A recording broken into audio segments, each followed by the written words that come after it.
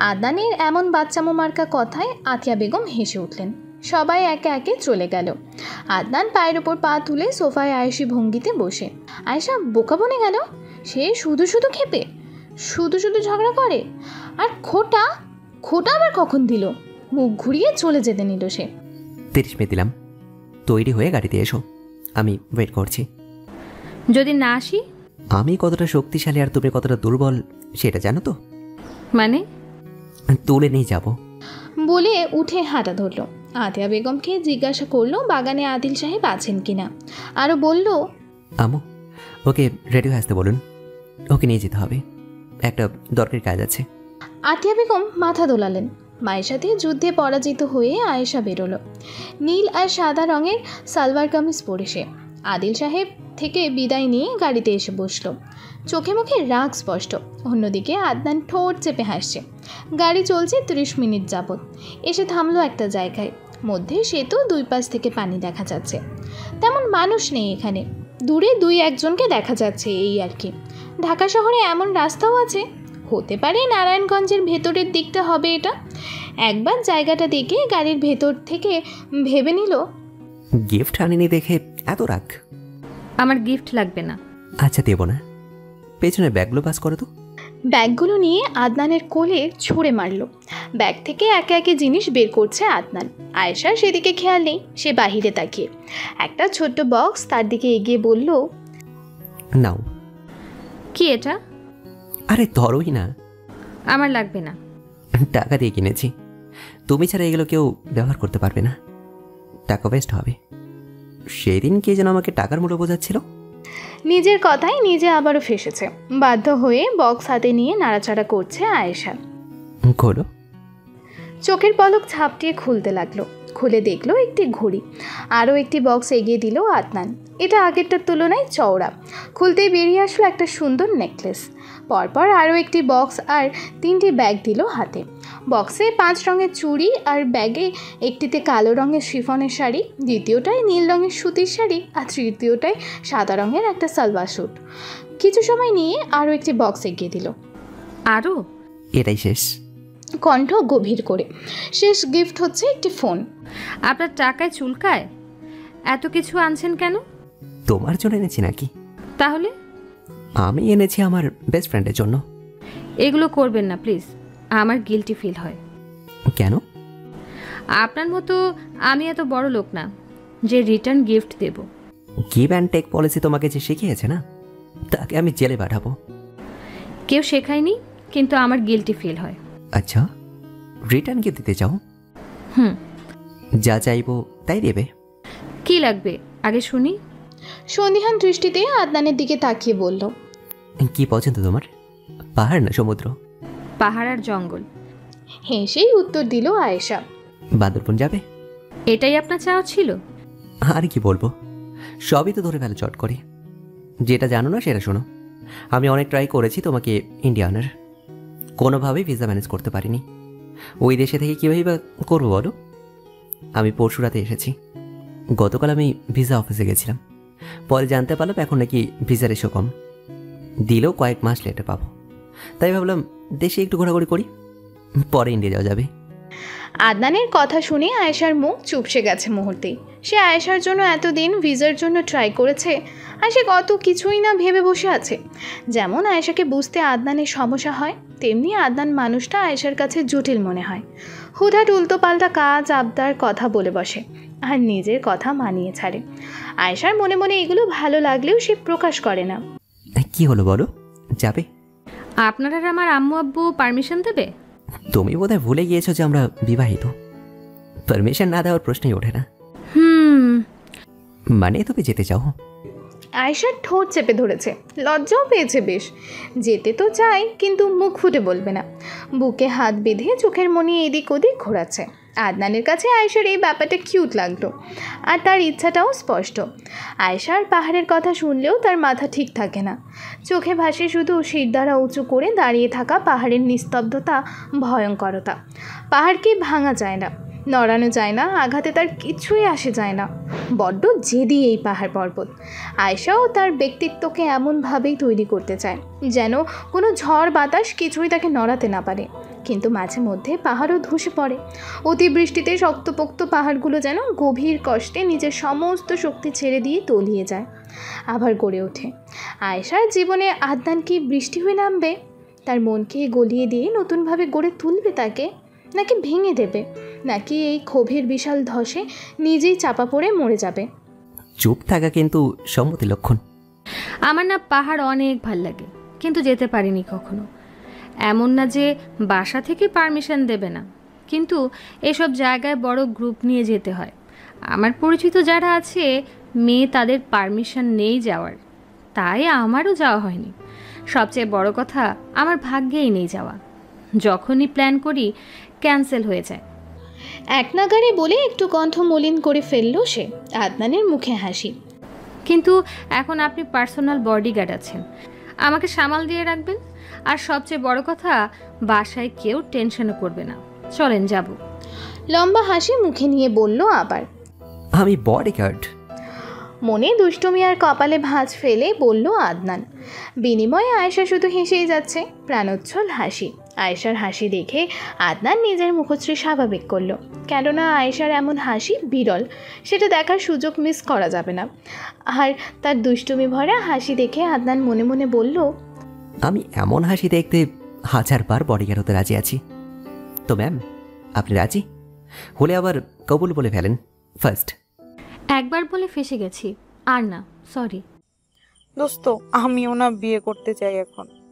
ভাইয়া কি ভালো, দেখ তোকে 1 মাসের মধ্যেই ঘুরতে নিয়ে যাচ্ছে। কথাটি বলছে প্রিয়, আয়েশার পোষা পাখি। আয়েশা ব্যাগ গোছাচ্ছে আর তার সাথে কথা বলছে। ভালো না ছাই, কি জ্বালায় দেখিস। না, ভাইয়া অনেক ভালো, একটু খ্যাপায় তোকে, এগুলো ব্যাপার না। হয়েছে ভাইয়া চামচা, আমার জন্য কিছু আনবি না? কি লাগবে তোর? প্রিয় বিসমিল্লা বলে তার লিস্টে দেওয়া শুরু করলো। গুনে গুনে 18টা জিনিস আনতে বলেছে। আয়েশা আদনান ঘুরতে যাচ্ছে আর খুশি সে। দোস্ত, একটা জিনিস খেয়াল করেছিস? কি? এটা কিন্তু তোদের হানিমুন। গালে থাপ্পড় মেরে মাথার পজিশন চেঞ্জ করে ফেলবো। ফোন রাখ। ফোন রেখে দুপাশে মাথা দুলিয়ে আবার কাজে মনোযোগ দিল সে। তবে প্রিয়র কথা আয়েশার মাথায় চেপেছে। বিয়ের পর কোনো দম্পতি কোথাও ঘুরতে গেলে সেটাকে হানিমুনি বলে। কী লজ্জাজনক ব্যাপার। মুখে লজ্জামাখা হাসি ফুটে উঠল। আয়না দিয়ে নিজেকে এভাবে দেখে সাথে সাথে আয়েশা মুখটা গোমড়া করেছে। নিজেকে দেখছে আর বলছে, তোকে এসব লাজ লজ্জা একদম স্যুট করে না। তার মধ্যে সে জানে এমন কিছুই না, তাদের মধ্যে এমন সম্পর্কই নেই। হুট করে আদনানের মেসেজ আসলো। তুমি রেডি? রাত 11টা বাজ কিন্তু। হ্যাঁ, রেডি। আসছি। রাত 10:40 সায়দাবাদ বাস স্ট্যান্ডে বসে তারা। বাস আসতে 5 মিনিট বাকি। আদনান আজ চুপ হয়ে বসে আছে। তার ভাবসা এমনই, হঠাৎ মেঘ হঠাৎ বৃষ্টি। আয়েশা এদিক ওদিক তাকাচ্ছে। বাস চলে এলো। আদনান ব্যাগে ট্যাগ লাগিয়ে দিয়ে দিল রেখে দিতে। বাসে উঠে দেখলো স্লিপিং কোচ বাস। সে শুনেছিল শুধু কক্সবাজারে এই স্লিপিং কোচগুলো যায়, এখন কি বান্দরবনেও শুরু করেছে নাকি? অবাক হলো। আদনানের দিকে মুখ চেয়ে তাকালো সে। কি অবাক হচ্ছ? হুম। কোমরে ব্যথা বুঝলে? 10-15 দিন দাঁড়িয়ে কাজ করেছি, ঘুমানো ছাড়া বসার সুখ পাইনি, তাই এ বাস।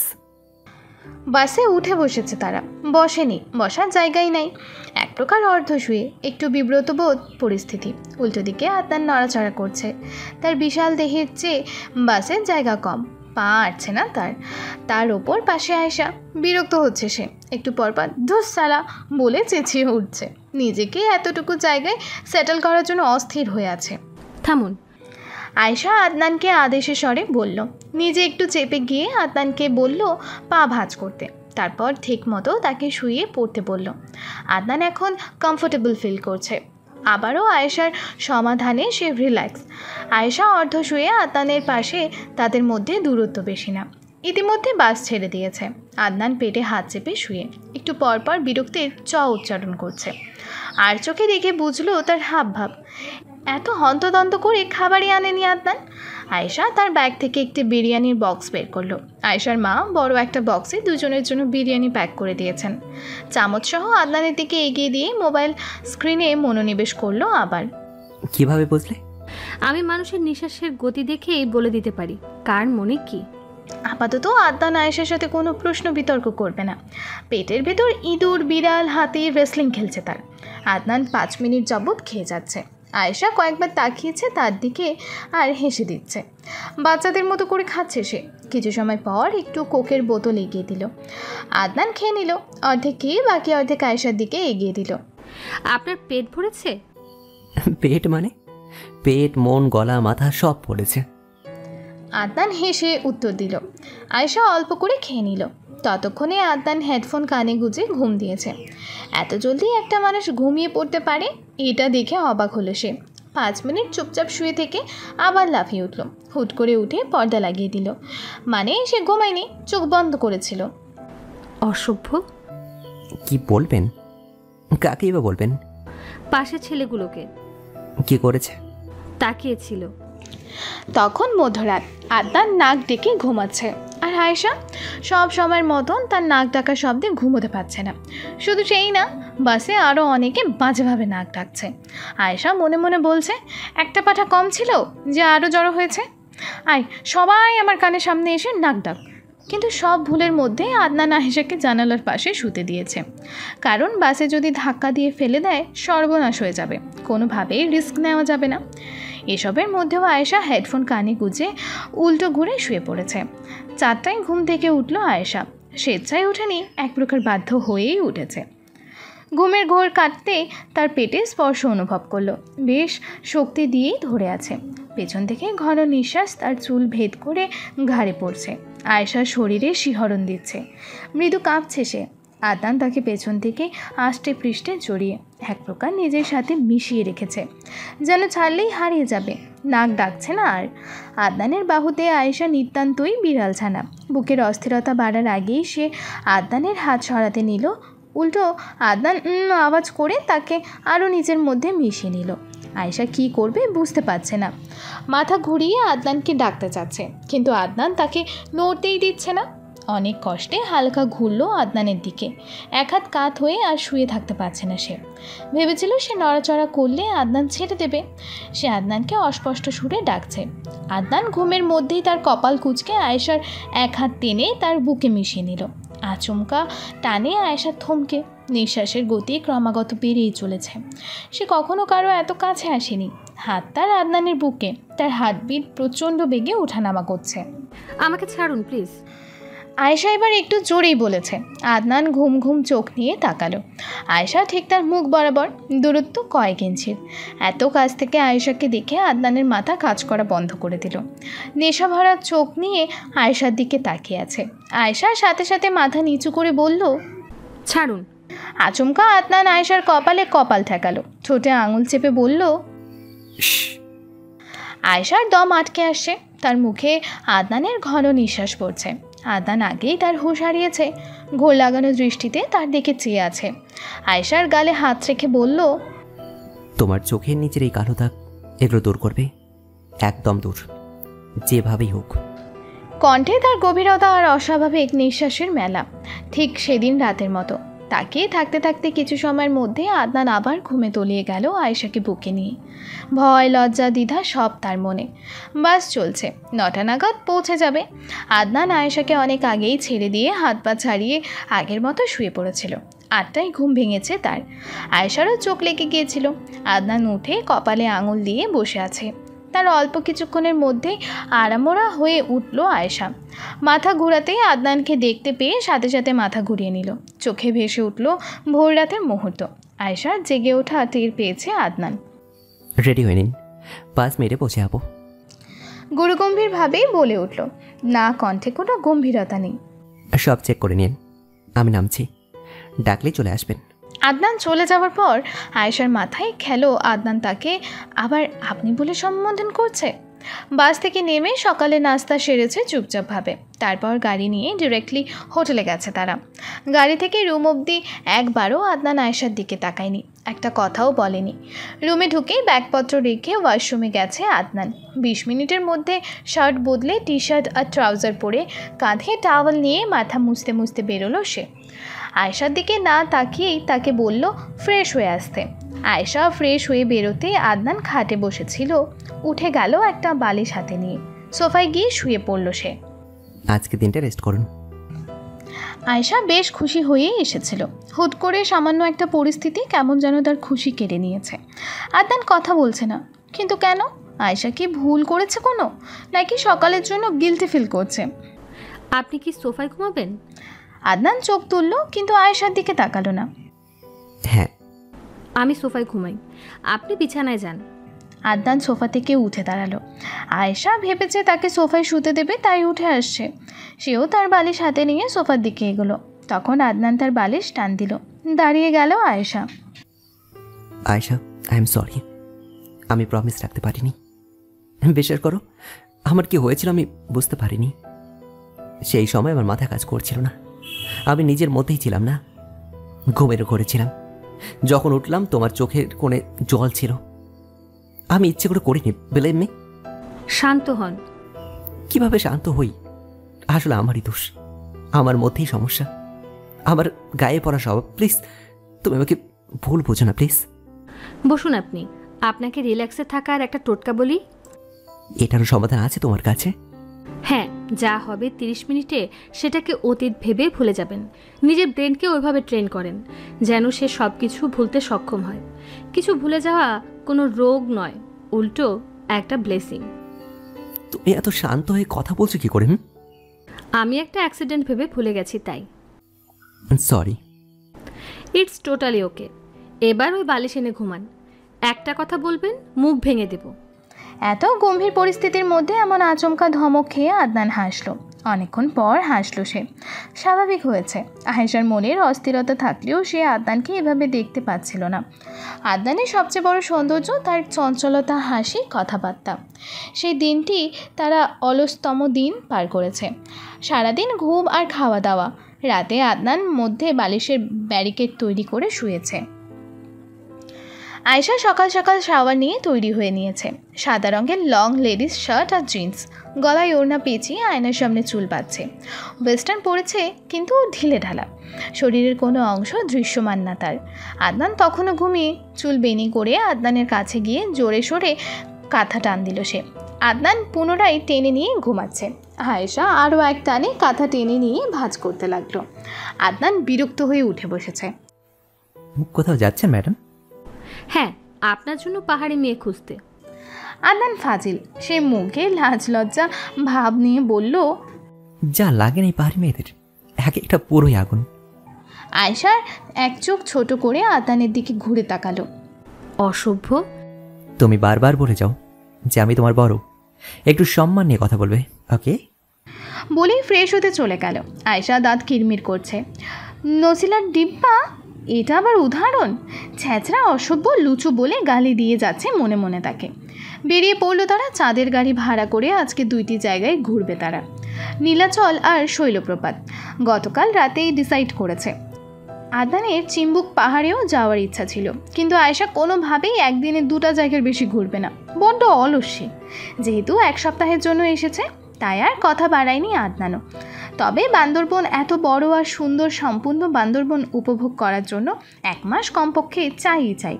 কিন্তু তাদের মূল উদ্দেশ্য হলো পাহাড় আর ঝর্ণা। ভেতরের সাইডে যাবে না তারা। আয়েশাকে নিয়ে মোটেও রিস্ক নিতে চায় না। যেহেতু সারাদিন ঘুরবে না, তাই আর রিজার্ভ চাঁদের গাড়ি নিল না। আদনান নিতে চাইলেও আয়েশার জন্য পারেনি, বাধ্য হয়ে শেয়ারে গেছে। চাঁদের গাড়িতে এসে বসেছে তারা, সাথে আরও 2টো কাপল, একদম একজন আরেকজনের সাথে লেগে আছে। আয়েশা প্রথমে তাদের খেয়াল করলো না, সে ঠোঁট টিপে হাসছে। হাসছো কেন? এমনি। হাসতে হাসতে উত্তর দিল, জি না ম্যাডাম, আপনার এই হাসি খুবই রহস্যজনক, বলে ফেলুন তো। আদনানকে ইশারা দিয়ে মাথা নামাতে বলল। খুব ইম্পর্ট্যান্ট কথা, তাই মুখে মাস্ক পরে নিল আয়েশা। আদনান তো তাকে দেখে ভাবছে আসলে কোনো গুরুত্বপূর্ণ বিষয়, তাই সেও অনেক উত্তেজনা দিয়ে কান পেতে আছে। ফিসফিসি বলতে শুরু করেছে আয়েশা। আমি না মরিয়মাপুর অনেক বড় ফ্যান। সে কে? আরে লেখিকা, ওনার প্রেমাতালে বান্দরবন ছিল। প্রেমাতাল কি? আরে বাবা, উপন্যাস। তিতিন, মুগ্ধ আর তাদের গ্রুপ এসেছিল বান্দরবন ঘুরতে। এখন আবার তিতির মুগ্ধকে? আয়েশা সাথে সাথে আদনানের মাথায় আঙুল বেঁকে টোকা মারল। আদনান হতভম্ব হয়ে গেল। পাশাপাশি দেখে নিল কেউ দেখেছে কিনা। আয়েশা আবার তাকে ঝুঁকতে বলল, আপনি কি বোকা? মরিয়ম একজন লেখিকা, প্রেমাতাল তার উপন্যাস, তার মুগ্ধ তিতির হচ্ছে গল্পের নায়ক নায়িকা। আচ্ছা, বুঝলাম। তো তুমি হাসছো কেন? আমি অনেকবার মুগ্ধের খোঁজে বান্দরবনে আসতে চেয়েছি, কিন্তু এই কপাল বড় পোড়া, বুঝলেন। আমার কত মেয়ে ফ্রেন্ডের সাথে ঝগড়া করেছি মুগ্ধকে নিয়ে, জানি তার কোনো অস্তিত্ব নেই, তারপরও। আয়েশা অতিরিক্ত এক্সাইটমেন্টে মুখ ফসকে বলে দিয়েছে এটা তার টপ সিক্রেট। সাথে সাথে মুখ চেপে ধরল নিজের। ও আচ্ছা, এই কাহিনী। আয়েশা লজ্জা মাখা মুখ ঘুরিয়ে আকাশ বাতাস দেখছে। তা এখনো খোঁজে আছো নাকি অলরেডি পেয়ে গেছো? আয়েশা আদনানের কথার মানে বেশ ভালোই বুঝেছে। ঘাড় ঘুরিয়ে বলল, নিজেকে যদি মুগ্ধ ভেবে ভুল করে থাকেন তাহলে ভুল থেকে ফিরে আসেন। আপনি মুগ্ধের ধারের কাছেও ফিরতে পারবেন না, মাইন্ড ইট। তুমি কত তিতির? তিতিরকে নিয়ে আমার কোনো মাথা ব্যথা নেই, আমার সকল মাথা ব্যথা মুগ্ধ। খাকারি দিয়ে বলল আদনান। তোমার মধ্যে আজ তো একটা শয়তানের বসবাস, এটা আমি হাড়ে হাড়ে টের পাচ্ছি। আইডি কার্ড দেখিয়ে সেনাবাহিনী থেকে পারমিশন নিয়ে নীলাচল পৌঁছালো তারা। মেঘের রাজ্য, মেঘ যেন চোখে মুখে এসে বাড়ি খাচ্ছে। আয়েশা হাত বাড়িয়ে মেঘ ধরার ট্রাই করছে, জানে পারবে না, কিন্তু এটা নিতান্তই তার মনের আনন্দের জন্য করছে। এদিক থেকে ওদিক আয়েশা আদনানকে ঘুরপাক খাইয়েছে, আর আদনান গালে হাত রেখে বসে আয়েশার কাহিনী দেখছে। কিছুক্ষণ দেখে তার পাশে গিয়ে দাঁড়ালো। আয়েশা ওপর থেকে নিচে তাকে উচ্চতা পরিমাপ করছে। আমরা যদি এখান থেকে পড়ে যাই তাহলে কি মরে যাব? এমন প্রশ্ন আয়েশা থেকে মোটেও আশা করেনি আদনান। বেককলের মতো প্রশ্নের উত্তরে কি বলবে সে জানে না, তার মস্তিষ্ক এতটাও স্ট্রং না। সমুদ্রপৃষ্ঠ থেকে প্রায় 1600 ফুট উঁচু জায়গা থেকে পড়লে মরবে কিনা এই উত্তর দিতে তার মস্তিষ্ক বেঁকে বসলো। না, মরবেন কেন, শুধু হাত পা চিলবে। অদ্ভুত চোখ মুখ করে উত্তর দিল আদনান। আপনি আমাকে বলদ বলেন? আপনি জানেন আপনি নিজেই বলদ? এত উঁচু থেকে পড়লে মানুষ বাঁচে? আদনান সাথে সাথে কপালে হাত দিয়ে নিজ জায়গায় গিয়ে বসে পড়েছে। কোনো কথা বলবে না সে, একদম চুপ থাকবে, একদম চুপ। নীলাচল থেকে বেরিয়ে শৈলপ্রপাতে যাবে, এটা মূলত আদনানের পছন্দ। পানি, সেখানে পৌঁছে আদনানকে ফেলে ঝড়ের গতিতে হাঁটছে আয়েশা। পানিতে পা ভেজাবে সে, কোনো থামাথামির নাম নেই।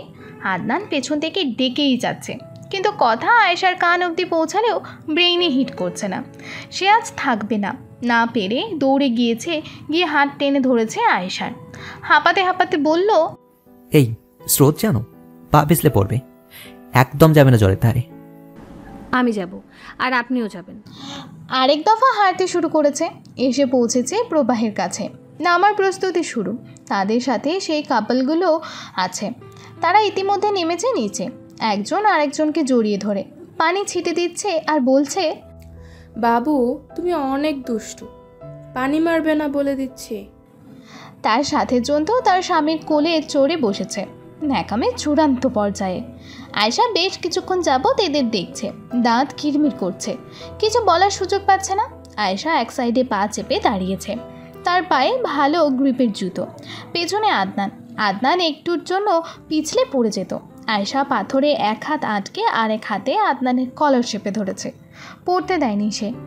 যেখানে আমাকে দেখে রাখার কথা ওদিকে আপনাকে আমার সামলাতে হচ্ছে, কি লজ্জাজনক না? আদনান আয়েশার জন্য ভয় পাচ্ছিল, এই মিনাকেই তাকে খোঁটা দিচ্ছে। এদের দেখছেন শুরু করেছে কি, পাবলিক প্লেসকে বেডরুম বানিয়ে ফেলেছে। জলে নাকি? ঘোরাফেরা শেষে তারা আবারও সেই চাঁদের গাড়িতে চেপে বসেছে, সাথে আছে সেই কাপলগুলো। এদের মাখামাখি এখনও থামেনি। আয়েশার শরীর ক্লান্ত এই অল্পতেই, কিন্তু মস্তিষ্ক সজাগ। পাশে বসে তারা কি বলছে না বলছে সব কান খাড়া করে শুনছে। সেই কাপলদের মধ্যে একটি মেয়ে বারবার তাকাচ্ছে আর কিছু একটা বলছে তাদের, সেটিও চক্ষুগোচর হয়নি তার। হুট করে আয়েশা মুখে মাস্ক পরল, মাথায় ওড়না পেঁচিয়ে নিয়েছে, কিছু একটা প্রস্তুতি নিচ্ছে। আদনান আন্দাজ করলো সেটা। প্রস্তুতি শেষে চুপ করে আছে আয়েশা। আদনান ভাবলো হয়তো ক্লান্ত তাই। একজন আরেকজনের কোলে উঠে যা। আদনানের বুক ধুক করে উঠল। কিরে চোখ দেখাস কেন? একদম চোখ তুলে ফেলবো। অন্যদিকে তাকা। আবার তাকিয়েছিস? রূপ জ্বালিয়েছি নাকি আমার? কিছু সেকেন্ডের বিরতি নিয়ে সে চোখ আঁকিয়ে বেঁকিয়ে সেই কাপলদের উদ্দেশ্যে মাস্কের নিচ থেকে বলেই চলেছে, কিন্তু ধরার উপায় নেই তাকে। সে যথেষ্ট চতুর, আগেই প্রিপারেশন নিয়েছে। আদনানের চোখ বেরিয়ে যাবার উপক্রম। সে আয়েশাকে বারবার দেখছে। এই মেয়েকে জেনে ধরল না তো? এমন করছে কেন? কি সাহস! সামনে বসে পাশের মানুষগুলোকে উল্টা পাল্টা বকছে। এই মেয়ের মাথা গ্যাসে ঘুরতে এসে সারাদিন আয়েশার পেছনে ম্যারাথন লাগিয়েছে। দুপুরের খাওয়াটা আর হয়নি। হোটেলে নেমেই দুজন খেয়ে নিল। আদনান আয়েশা কেউ ক্ষুধা সহ্য করতে পারে না। এসেই রাতের খাবার খেয়ে গপাগপ গিলছে। কিছু স্ন্যাক্স জাতীয় খাবার রাতের জন্য নিয়েছে। রুমে ঢুকে ফ্রেশ হয়ে দুজনেই চিত পটাং হয়ে পড়েছে। শুয়ে থাকতে থাকতে আদনান প্রশ্ন করলো, তোমার মোডের কয়টা সুইচ একটু বলবে? অনেকগুলো। পাগল হয়ে গেলে নাকি তুমি? হ্যাঁ। তুমি যে ওদেরকে এগুলো বললে, যদি ধরে মার দিত? এবার জোরে জোরে হাসছে আয়েশা। প্রমাণ আছে, প্রমাণ। তুমি বলেছ এটা জানে তারা। যদি এসে ধরতো তোমাকে? ধরলে কি হতো? ভয়েস চেঞ্জ করে বলতাম, দেখেন তো আপনারা যে আওয়াজ শুনেছেন আমার আওয়াজ কি সেম? তোমার পা কোথায়? কেন? আমি সালাম করতে চাই। এত বুদ্ধি নিয়ে ঘুমা কি হবে তুমি? কেন, বালিশের নিচে রেখে। হো হো করে হাসছে। উঠে গেল, ব্যাগ থেকে একটি বই বের করে পড়তে লাগলো। আদনান উঠে বসলো তার পাশেই। জিজ্ঞেস করলো, কিসের বই? প্রেমাতাল উপন্যাস এটা। আমি পড়ি। ধৈর্য আছে? জানেন, আমি এই উপন্যাস এক রাতে শেষ করেছি। পারবো, দেখি দাও তো। বলেই হাত থেকে এক প্রকার ছিনিয়ে নিল বইটা। কয়েক পেজ পড়েছে। তারপর দীর্ঘ নিঃশ্বাস ছেড়ে সাইড টেবিলে রেখে দিয়েছে। সে ভালো করেই জানে তার পক্ষে এগুলো সম্ভব না। বই পড়তে অনেক ধৈর্য লাগে। পরে এই গল্পের সামারি জেনে নেবে। শর্টকাট পদ্ধতি। আদনান ভ্রমণপ্রিয় পুরুষ। ইন্ডিয়াতে থাকাকালীন অনেক জায়গা ঘুরেছে সে। নেপাল, ভুটান, ইন্দোনেশিয়াতেও ট্রিপ দিয়েছে। তার সীমানা বইয়ের চেয়ে বহু গুণ বিশাল। কি ধৈর্য শেষ? আরে পড়বো পড়বো। কত যে পড়বেন জানি। সেই দুষ্টুমি মার্কা মুখ নিয়েই বলল, একটা কথা বলে আয়েশা, তুমি সব সময় মনে হাসি খুশি দেখো, ভালো লাগে দেখতে। নিমিষেই আয়েশার মুখের ভঙ্গি চেঞ্জ হয়ে গেল। গম্ভীর ভাব আর ভ্রুকুচকে নিল। থাকবো না, আমার হাসি খুশি দিয়ে আপনার কি?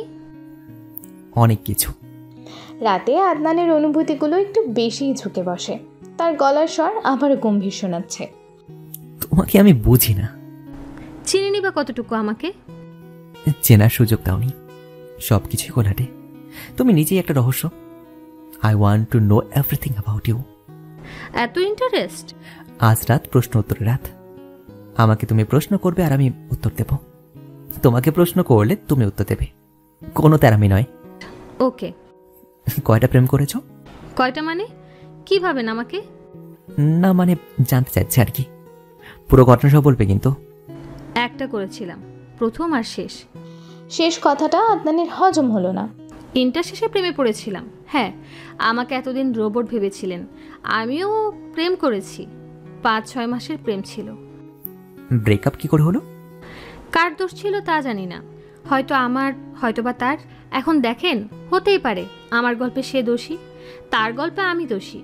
আমার প্রেক্ষাপট থেকে যদি বলি, তার সাথে আমার স্ট্যান্ডার্ডের মিল ছিল না। সে ডাক্তারি পড়ছিল আর আমি সামান্য একটা সাবজেক্ট নিয়ে পাবলিকে। সে দেখতে সুদর্শন ছিল, আমি কুৎসিত। তথাকথিত বেস্ট ফ্রেন্ড ছিল আমার, সেম এজ। পরে যখন নতুন শহর, নতুন বন্ধুবান্ধব পেল, তার কাছে পুরনো সব কিছু হয়তো তুচ্ছ লাগছিল। সে হয়তো ভেবেছে সে আরও বেটার ডিজার্ভ করে। আর আমি মনে করি নিজের জন্য ভালো চাওয়াটা দোষের কিছু না। তারপর কি? তার মতোই একজন হবু ডাক্তারকে পেয়ে তার সাথে নতুন স্বপ্ন দেখা শুরু করলো। শেষ কথা কি ছিল? বলা হয়েছিল আমি তার লেভেলের না, আগে লেভেলে আসতে। আদনান আয়েশার হাত আচমকা শক্ত করে ধরেছে। ভরসার হাত। আয়েশা চমকে উঠল। আদনানের মনে পড়ে গেছে সেদিন রাস্তার কথা। কেন আয়েশা মাথা নিচু করে একটা শব্দ না করেই চলে এসেছিল। আদনানও তো একই ভুল করেছে। মুখ ফসকে তাকে লেভেলে আসতে বলেছিল। কষ্ট দিয়েছে সেই কথা তাকে বুঝতে এক মুহূর্ত সময় নেয়নি। তাই আয়েশা এত নীরব হয়ে গিয়েছিল। কি হলো? I am sorry again. কেন? আমি সেম কাজটা করেছি তোমার সাথে, মনে আছে? কি জানি, ভুলে গেছি। আর আপনার ঘটনা শোনার আগে মনে হয় আমি আন্দাজ করে ফেলেছি। চকো পাই।